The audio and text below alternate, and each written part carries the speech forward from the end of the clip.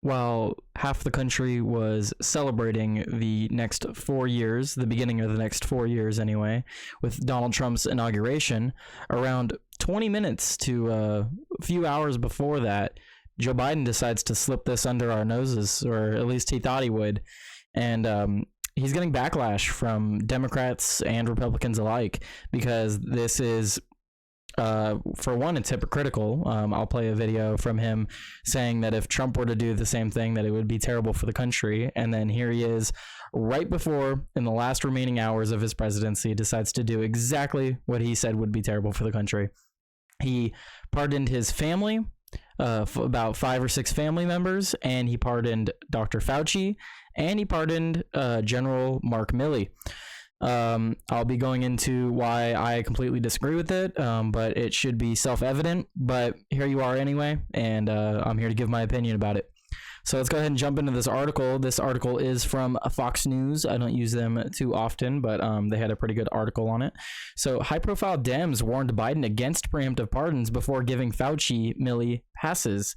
So I'm going to go ahead and play the clip before we go into this, just for some added context. But here's the clip of Joe Biden talking about preemptive pardons right before entering office in 2021.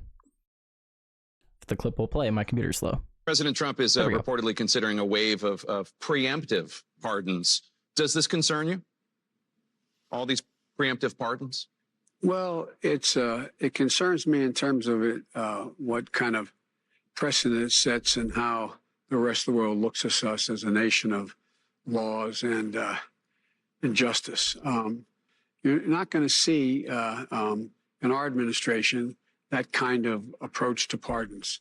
Nor are you going to see in our administration the approach to making policy by tweets. It's just going to be a totally different way in which we approach the justice system. I think. Okay, I don't care what Clinton has to say, but there we have it. Joe Biden saying that it's terrible for the country and that it shouldn't be done. And first of all, these are preemptive pardons. All the people that he has pardoned in his final few hours of being president, none of them have been charged with any crimes. So, I don't know, would that not lead you to believe that they have, in fact, committed crimes? Because who needs to be pardoned if you are not convicted of any crimes or have not committed any crimes? The only people that need to be pardoned are people that have already committed crimes and have been charged, or have just committed crimes. But we don't know of any crimes that his family's committed. So what could it be? I don't know. What about Dr. Fauci? What crimes have he committed? General Mark Milley, what are his crimes?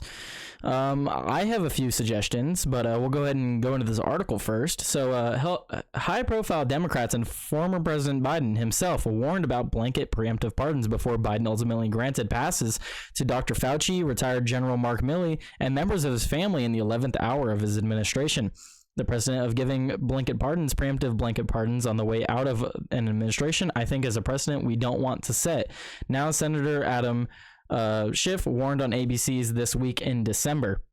So multiple Democrats have come out against Biden in this, because this is absolutely ridiculous. How is it that you can preemptively pardon people that aren't, they didn't commit any crimes, and you're going to do it in your final day in office? You could have done this a while ago.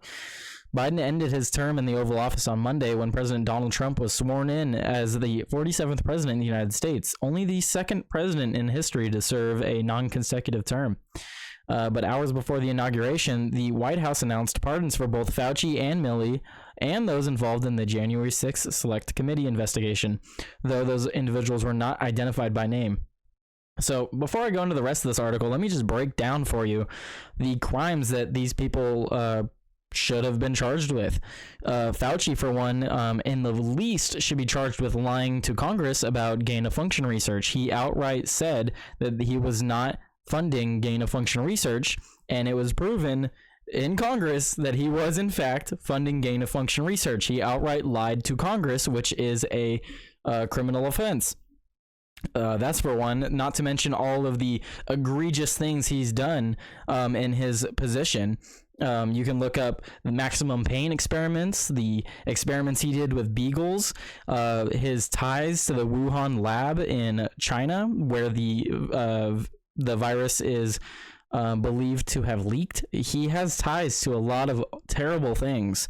So he should definitely be investigated and possibly charged. But in the very least, he lied to Congress. And then there's also General Mark Milley, which I would go as far to say committed treason. He is known to have had communicated with China, telling China that he would do anything in his power to stop Trump from enacting any meaningful measures against China. He would give China heads up about any incoming actions, all kinds of stuff with China. He was basically a subsidiary of China. He was working for the Chinese government in a way, while in his position as general. So it should be investigated for sure, but it's pretty blatant. He committed treason. If not, he was committing treasonous acts. And then we also have the January 6th committee, of course, which withheld a ton of evidence, putting a lot of people in prison that didn't deserve to be there. And we see that now with Donald Trump's pardon of around 1,500 people and the commutations of some other people's sentences, around like 6 or 7, I believe, people had their sentences commuted. But all the others were pardoned because the events of that day have been greatly exaggerated, and a lot of people have fallen for the lie that it was a insurrection. It was not an insurrection. It was at most a riot in which only a small number of people actually rioted. There were, older people that were just wandering through the Capitol that got hit with all kinds of charges. There were people that showed up hours after the riot or insurrection or whatever you want to call it, and they were also charged hours after when the whole building's empty and no one's there. So, no, it was an absolute egregious miscarriage of justice, and I'm glad to see that they have been pardoned. But the January 6th Select Committee, they withheld evidence and all kinds of stuff. So it's kind of funny that they also got pardoned. And just 22 minutes before leaving office, Biden also pardoned his family, including his brother James B. Biden, sister Valerie Biden Owens, brother-in-law John T. Owens, and brother Francis W. Biden. The former president had previously issued a blanket pardon to his adult son Hunter Biden after he was convicted in 2 separate federal cases last year. And if you haven't seen that video about Hunter Biden, I did make a video talking about that. It's very interesting how these pardons got laid out, because it's all the way from, I believe, 2014 or 2013, something like that. It's like 11 years ago, and it's the same wording as the Hunter Biden pardon. It's like any crimes known or unknown, which is not how a pardon works. If you have any unknown crimes, how are we going to pardon you for crimes that we aren't aware of? That's not how that works. Because you can't, what if it's found out that they committed mass murder and it's like, oh, well, they were given a blanket pardon? That's not how that works. That will never hold up. So what crimes did they commit? I would love to know. It could be something to do with the Burisma scandal, the China dealings, and Ukraine dealings with the Ukrainian company Burisma. It could be a lot of things. His family was working behind the scenes using Biden's position of power to sway companies and gain favor. So who knows? Who knows what crimes they committed in those actions? But let's see. This is a statement from Biden. My family has been subjected to unrelenting attacks and threats motivated solely by a desire to hurt me, the worst kind of partisan politics. Unfortunately, I have no reason to believe these attacks will end, Biden said in a statement pardoning his family. Speculation had mounted that Biden would issue blanket pardons and preemptive pardons to those viewed as Trump's political foes, such as former Wyoming Rep. Liz Cheney, as well as Milley and Fauci and members of the Biden family. Democrats stretching from former President Bill Clinton to Senator Amy Klobuchar, D. Min, warned Biden against issuing such pardons in the waning days of his administration. I'm just going to skip their statements because it's basically just what I'm saying anyway. So let's see. Biden, too, had warned against preemptive pardons before he took office in 2020, which I did play that clip, at a time when speculation swirled that Trump would pardon his children and personal lawyer Rudy Giuliani, which he did not. Donald Trump has never issued a preemptive pardon. Only Biden has, and Biden himself said that that is wrong. Let's see. Another statement from Biden. It concerns me in terms of what kind of precedent it sets and how the rest of the world looks at us as a nation of laws and justice, Biden said in the interview with CNN in December 2020. Also, just as like a side note, pull up a picture of Biden on Inauguration Day or close to Inauguration Day, and then go look at that video I played at the beginning of this video. Because those two people, like Joe Biden has rapidly aged. I'm not saying they're two different people, but he has noticeably aged in the past 4 years, which does tend to happen with presidents. I mean, you look at Barack Obama compared to the start of his terms to the end of his terms, he aged quite a bit, which is understandable. It is a very stressful job, but Joe Biden already wasn't all there, and now you can see at the end of his administration, it's just even worse. It's really sad, and the people puppeting him should be exposed. But Trump ultimately did not pardon his adult children or the former mayor of New York City. No, he did not. Following the 11th hour pardons for Milley, Fauci, and staff of the January 6th Select Committee and family, political leaders and lawmakers slammed the decision, including Florida Governor Ron DeSantis. This is a quote from Ron DeSantis. One of Biden's greatest abuses of power was the forcing of mRNA shots by executive fiat, which Florida successfully blocked. Now, on his way out of the door, Biden pardons the chief henchman of that and so many other abuses. The swamp protects its own, said DeSantis, a Republican, on Monday. So Fauci was the national spokesperson for the nation's pandemic response, including advising then President Trump in 2020 on how to handle COVID-19 as it swept across communities. But his favor with the president waned over time, with Trump slamming him and fellow pandemic task force advisor Dr. Deborah Birx as two self-promoters trying to reinvent history to cover for their bad instincts and faulty recommendations. That's because COVID-19 was mishandled from top to bottom. The shutdown lasted way longer than it should have. They weren't consistent in their messaging. And like I said, Fauci may have even contributed to the release of the virus. We were funding the lab that it is suspected to have come from. The consensus is that it came from the Wuhan lab, which is, if true, we took a part in that. Fauci had direct access to that. So he is in some part, no matter how small of a part, he has some part to blame in that. So Fauci said on Monday he appreciates his pardon, though he stressed he has committed no crime, which is a lie. He lied to Congress, as well as who knows what kind of other crimes he's committed. He should be investigated. I truly appreciate the action President Biden has taken today on my behalf, Fauci told ABC News chief Washington correspondent Jonathan Karl. Let me be perfectly clear, John. I have committed no crime. You know that. And there are no possible grounds for any allegations or threat of criminal investigation or prosecution of me. He's just trying to cover his derriere.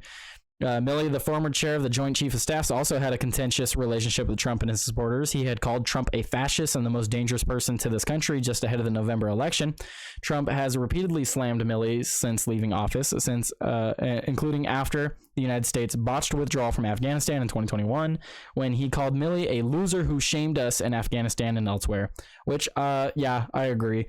The Afghanistan withdrawal, if you don't know about that, absolute disaster on every level, and they tried to blame Trump somehow. Somehow it's Trump's fault when he's not even president. They're like, oh, it was Trump's plan, blah, blah, blah. Okay, well, now you're president. You can decide, as the general or the top of the military, you can decide how the withdrawal happens. So it's not like, oh, we had to do it and do it sloppily because Trump, blah, blah, blah. No, you're president now. It's on you, dude. That's stupid. After the election, Milley appeared to walk back his characterization of Trump as a fascist, saying America will be okay under Trump's second administration. Let's see. With that, Liz Cheney, the former congresswoman from Wyoming, and Mississippi Democratic Rep Bernie Thompson, the January 6th January 6th House Select Committee chair, were also targets of Trump's ire. Biden did not mention Cheney or Thompson by name in his statement, instead pardoning staff who served on the Select Committee. which is kind of funny. So he didn't even name the people by he didn't even name them. He just said the committee. The issuance of these pardons should not be mistaken as an acknowledgement that any individual engaged in any wrongdoing, nor should acceptance be misconstrued as an admission of guilt or for any offense. Biden said in the White House statement, "Our nation owes these public servants a debt of gratitude and their tireless commitment to our country." Absolutely disgusting. These people should not be pardoned in any shape or form. Milley is a possible traitor to this country, working with China and helping to aid the enemy. And Fauci, possible, contributor to massive human rights violations over the past, decade or however long he's been in his position, which he has been in that position for a very long time. The January 6th committee withholding evidence and putting people behind bars unjustly, and then Biden's family. We don't even know what Biden's family has done. So, you can only leave that up to theories and conspiracy at the moment, but maybe it'll be investigated, because there's already talks of these preemptive pardons being challenged, because how can you pardon someone, how can you pardon someone if you don't even know what crime you're pardoning them of? It's as simple as that. How can someone be pardoned for a crime we are unaware of? It's that simple. And even if the pardons do hold up, you lose your Fifth Amendment right, which is your right to self-incrimination, or to not incriminate yourself. You lose that right, which means you would be, compelled to testify in that case. So if they did do anything wrong and the pardons get held up, they can still be compelled to explain everything that they did or their part in it. So we'll see what happens from it, but absolutely disgusting. But I wouldn't expect anything less from one of the worst presidents we've ever had in history. But I'll leave it there. Thank you guys for tuning in for another video, and I look forward to many more. I can't get videos out as quick as I would like, but I'm working with what I got. I got a 10-year-old laptop and a lot of opinions. So make sure you hit that subscribe button, like, and comment your thoughts below. Thank you very much. Peace out.